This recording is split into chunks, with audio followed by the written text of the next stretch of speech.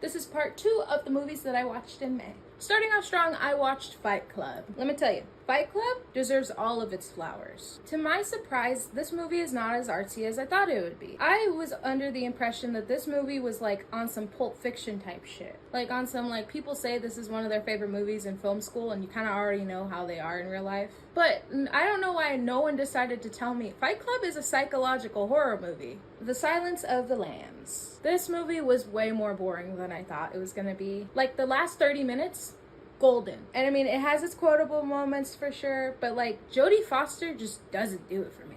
Also, Longlegs hella just like reheated Silence of the Lambs nachos, but just made it more interesting. Back to the Future. This is my dad's favorite movie, so I've seen it like probably 1,000 times. Personally, I like the second one more. I don't know, I guess I just have a thing for sequels. But like, I don't underestimate the first one. I totally get why people like that one. I think this movie preserves a lot more than people talk about, in the way that like, the way people perceive the 50s and 60s and the 90s was way different than like how people perceive the 50s and the 60s now. And I don't know how to explain it, but it's almost like when we evolve, our like perception of that like decade just kind of changes. I just feel like if we were to make this movie now, one, it would look a lot cheaper, and two, it would probably have like a lot of shitty CGI and unnecessary CGI. Pervert Park. I found this movie because I watch Mr. Gigi on YouTube, and he has a series where he watches disturbing documentaries.